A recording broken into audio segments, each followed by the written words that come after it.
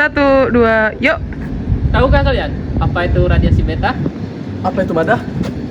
Radiasi beta adalah radiasi yang dihasilkan oleh partikel beta, yaitu elektron ataupun proton yang berenergi tinggi. Lantas, apa yang terjadi jika radiasi bertemu dengan materi? Nah, itu dia. Radiasi beta mengalami 5 interaksi. Bisa kita sebut AB. E. Eksitasi. H. Hamburan kolom. A. Anihilasi. B dan I sisanya adalah Bremsstrahlung dan ionisasi. Sobat Sains, sekarang kita bahas eksitasi. Bayangkan partikel beta seperti pembalap kecil yang melesat cepat, melewati ruang angkasa dan mendekati atom.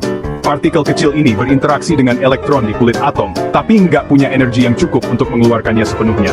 Anggap saja seperti memberi elektron sedikit dorongan, cukup untuk membuatnya naik ke tingkat energi yang lebih tinggi. Atomnya jadi tereksitasi seperti habis minum minuman berenergi. Tapi ingat, apa yang naik pasti turun. Atom yang tereksitasi nggak bisa bertahan selamanya. Akhirnya, ia kembali ke keadaan dasar yang lebih tenang, melepaskan energi ekstra yang diserapnya sebagai foton. Proses eksitasi ini, meskipun nggak menyebabkan ionisasi, tetap bisa mengguncang di tingkat atom. Seperti permainan transfer energi kecil-kecilan, dan ini terjadi di sekitar kita. Selanjutnya ada hamburan Coulomb, dinamai dari fisikawan Prancis yang brilian, Charles Augustin de Coulomb. Bayangkan, partikel beta yang membawa muatan negatifnya, melesat ke arah inti atom yang bermuatan positif. Nah, kalau dalam percintaan, yang berlawanan mungkin tarik-menarik, tapi dalam dunia elektromagnetisme, muatan yang sama justru saling tolak. Saat partikel beta mendekati inti, gaya elektrostatik di antara keduanya menciptakan gaya tolak-menolak. Gaya ini bertindak seperti perisai tak terlihat, yang memblokkan partikel beta dari jalur aslinya. Efek hamburan inilah yang membuat jalur radiasi beta sulit diprediksi, seperti mencoba menebak jalur bola yang memantul di ruangan penuh rintangan. Tapi, meskipun partikel beta terpental-pental, ia nggak kehilangan banyak energi dalam prosesnya. Seperti permainan pinball, di mana bola tetap mempertahankan sebagian besar momentumnya. Bab 3. Anihilasi. Sekarang semuanya jadi makin seru dengan anihilasi, proses yang terdengar seperti film fiksi ilmiah. Kali ini kita fokus pada positron, antimateri dari elektron. Bayangkan positron, elektron bermuatan positif kita, bertemu dengan elektron dalam suatu materi. Saat kedua partikel ini bertabrakan, mereka nggak hanya saling berpantulan, mereka saling memusnahkan dalam ledakan energi. Seperti materi dan antimateri yang bertemu dengan kehancuran total dalam sebuah tarian kosmik yang spektakuler. Tapi ceritanya nggak berakhir di situ. Dari abu peristiwa anihilasi ini, muncul dua foton, seperti paket cahaya kecil, yang bergerak berlawanan arah.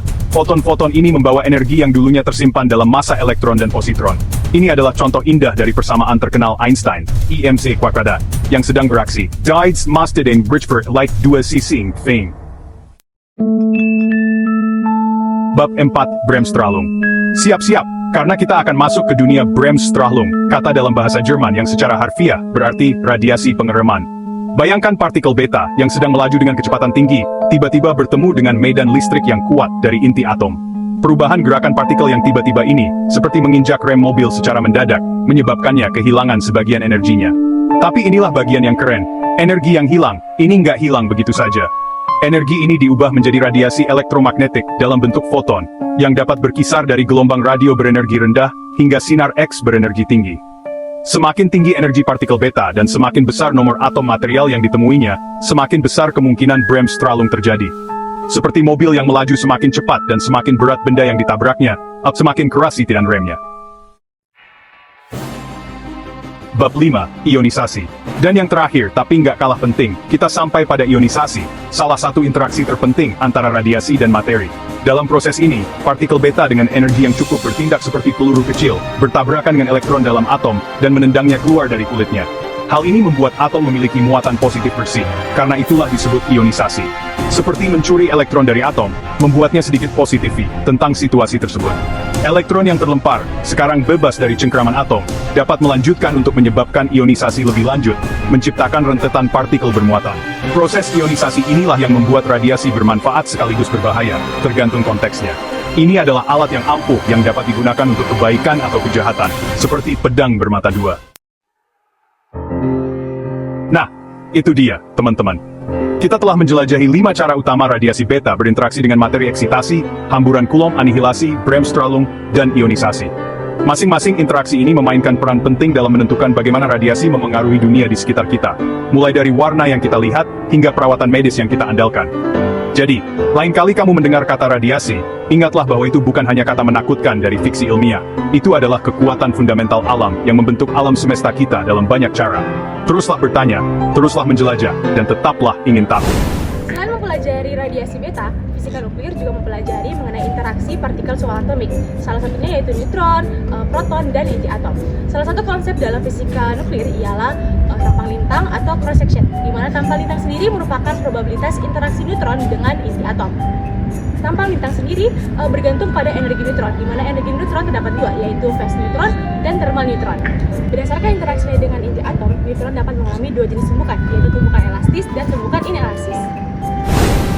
Grafik yang ditampilkan menggambarkan tampang lintang tumbukan elastis dan tampang lintang tumbukan inelastis dari reaksi neutron dengan inti berhelium 9 pada rentang energi neutron yang berbeda berdasarkan data dari NDF B8.0. Jika dilihat pada tampang lintang elastis yang ditandai dengan kurva biru, tampang lintang elastis ini menunjukkan probabilitas terjadinya reaksi elastis di mana neutronnya hanya bertumbukan dengan inti berhelium 9 tanpa menyebabkan perubahan struktur internal inti. Jika dilihat pada perilaku pada energi rendah, di energi rendah sekitar 10⁻⁵ hingga 10⁻⁴ elektron valensi, tampang lintang elastis memiliki nilai yang sangat tinggi, berada di atas 10 bar. Ini menunjukkan bahwa pada energi rendah kemungkinan terjadinya reaksi elastis sangat tinggi karena neutron tidak memiliki cukup energi untuk mempengaruhi struktur inti secara signifikan. Nah, jika dilihat perilaku pada energi menengah hingga tinggi, saat energi neutron meningkat hingga 10⁻³ elektron valensi dan seterusnya, tampang lintang elastis cenderung menurun secara bertahap, namun tetap lebih besar dibandingkan tampang lintang inelastis.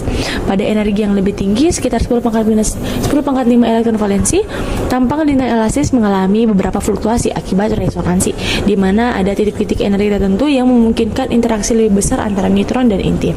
Nah, secara keseluruhan tampang lintang elastis lebih dominan pada energi rendah hingga menengah dan cenderung menurun pada energi tinggi.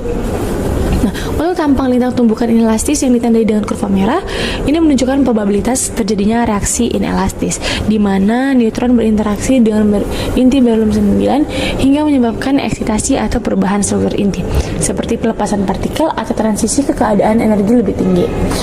Kalau kita tinjau dari energi rendah, pada energi rendah di bawah 10⁻³ elektron valensi, tampang lintang inelastis sangat kecil, hampir mendekati 0.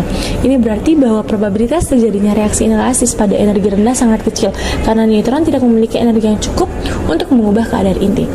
Nah, sedangkan perilaku pada energi tinggi, tampang lintang elastis mulai meningkat secara signifikan saat mencapai energi sekitar 10⁻⁵ elektron valensi dan mencapai puncaknya mendekati 10⁻⁶ elektron valensi. Pada titik-titik ini, nilai tampang lintang inelastis bahkan bisa melampaui tampang lintang elastis. Peningkatan ini menunjukkan bahwa pada energi tinggi, neutron lebih cenderung menyebabkan eksitasi atau perubahan dalam struktur inti berhelium 9. Setelah mencapai puncak, tampang lintang inelastis mulai menurun, namun tetap pada nilai yang lebih tinggi dibandingkan energi rendah. Nah, dapat disimpulkan bahwa tampang lintang inelastis menjadi signifikan pada energi tinggi, terutama di atas 10⁻⁵ elektron valensi, di mana kemungkinan terjadinya reaksi inelastis lebih besar.